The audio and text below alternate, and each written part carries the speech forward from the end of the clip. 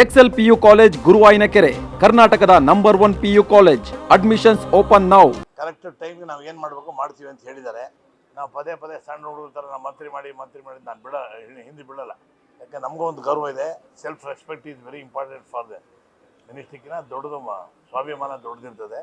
ಆದ್ದರಿಂದ ನಾವು CM ಗೊತ್ತಿದೆ ನಾವು ಎಷ್ಟು ಕೆಲಸ ಮಾಡಿದ್ವಿ, ಎಷ್ಟು ವರ್ಷದಿಂದ ದುಡಿತಾ ಇದ್ವಿ, ನಿಷ್ಠಾವಂತರ ಇದೀವಿ ಅಂತ ಗೊತ್ತಿದೆ. ಅವರು ಸಂದರ್ಭ ಕರೆಕ್ಟಾಗಿ ಅವರು ಮಂತ್ರಿಮಂಡಲ ಮಾಡ್ತಾರೆ ಅಂತ ನಾನು ಎಕ್ಸ್ಪೆಕ್ಟ್ ಮಾಡ್ತೀನಿ.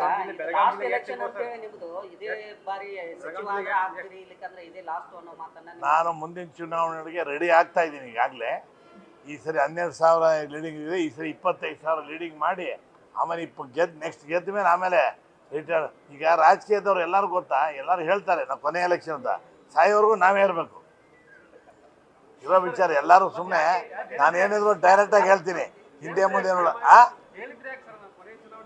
ಯಾರು ನಾನು ಹೇಳೇ ಇಲ್ಲಪ್ಪ, ಯಾರು ಹೇಳಿದಾರೋ ಗೊತ್ತಿಲ್ಲ. ಅದು ಬಳೆ ಈ ವಿರೋಧ ಪಕ್ಷದವರೆಲ್ಲ ಪ್ರಚಾರ ಮಾಡ್ತಾರೆ ಕೊನೆ ಚುನಾವಣೆ ಅಂತ ಹಾಕಿ ನಮ್ಮ ವೀಕೆಂಡ್ ಮಾಡೋಕ್ಕೆ ನೋಡ್ತಾ ಇದ್ದಾರೆ. ನಾವು ವೀಕೆಂತೂ ಆಗೋದೆಲ್ಲ ನೋಡ್ತಾ ಇದ್ದಾರೆ. ನಮ್ಮ ಹೈಟು ಪರ್ಸನಾಲಿಟಿಗೆ ಯಾರು ಸುಳ್ಳು ಸುದ್ದಿ ಹಬ್ಬಿಸಿ ಅಪಪ್ರಚಾರ ಮಾಡಿ ನಮ್ಮದು ಸ್ವಲ್ಪ ಡೌನ್ ಆಗಲಿ ಅಂತ ಅವ್ರು ಐಡಿಯಾ ಮಾಡ್ತಾ ಇದ್ದಾರೆ. ನಾವು ಡೌನ್ ಆಗಲ್ಲ. ಅವ್ರ ಸುದ್ದಿ ಹತ್ತಿದ್ರು ನಾನು ಸ್ವಲ್ಪ ಹೆಸರು ಬಿಡ್ತೇನೆ. ಲಾಸ್ಟ್ ಟೈಮು ಬೆಳಗಾಂ ಬಂದಾಗ 5-10 ಇದ್ದೆ, ಈಗ 6 ಆಗಿದ್ದೀನಿ. ಈಗ ಉಸಿರಿರೋದು ರಾಜಕಾರಣ ಮಾಡ್ತೀನಿ. ಅಂಥ ಸಂದರ್ಭದಲ್ಲಿ ಆರೋಗ್ಯ ಹದಗೆಟ್ಟು ಇದಾಯಿತು ಅಂದ್ರೆ ಆಮೇಲೆ ನಾವು ಮುಂದಿನ ಪೀಳಿಗೆಗೆ ನಮ್ಮ ತಮ್ಮನ ಮಗ ಅನಿಕೇತ್ ಅಂತ ಇದ್ದಾನೆ, ನಮ್ಮ ತಮ್ಮನ ಮಗ ಇದ್ದಾನೆ. ಸಿದ್ದರಾಮಯ್ಯ ಅವರು ಏನು ಹೇಳ್ತಾರೆ, I wanted to make a minister but I don't have substitute chief whip ಅಂತಾರೆ.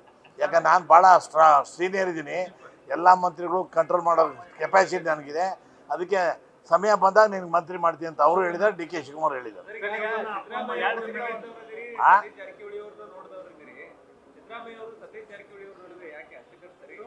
ಏನು ನೀವು ಅದನ್ನು ನೀವೇ ಕ್ರಿಯೇಟ್ ಮಾಡಿ. ನನಗೆ ಪ್ರಕಾರ ಅವರಿಬ್ಬರು ಚೆನ್ನಾಗೇ ಇದ್ದಾರೆ, ಎಲ್ಲರೂ ಚೆನ್ನಾಗಿದ್ದಾರೆ. ನೀವೇ ಹಿಂಗೆ ಕೇಳಿ ಜಗಳ ಅಂಟಿಸ್ತೀರಾ ಅಂತ ಕಾಣುತ್ತಪ್ಪ.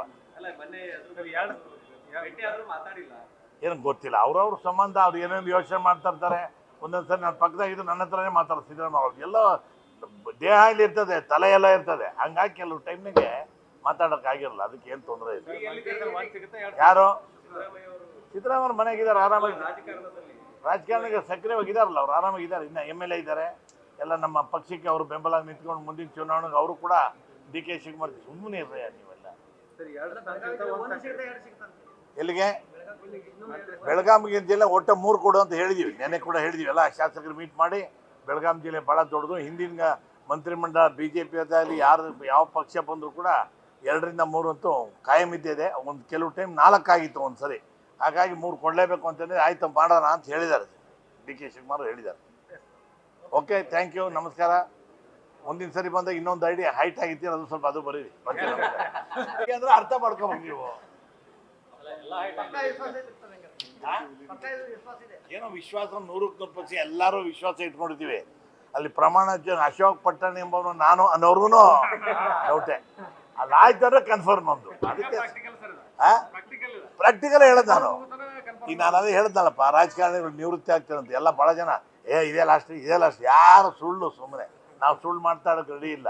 ನಾನೇ ನೆಕ್ಸ್ಟ್ ಎಲೆಕ್ಷನ್ಗೆ ನಾನೇ ನಿಂತ್ಕೊತೀನಿ, ನಾನು ಗೆಲ್ತೀನಿ, ನಮ್ಮ ಪಕ್ಷ ಬಹುಮತ ಬರ್ತದೆ. ನಮಸ್ಕಾರ. ನ್ಯೂಸ್ ಫಸ್ಟ್, ನಿರ್ಭೀತಿಯಿಂದ ನಿಮ್ಮ ಪರವಾಗಿ.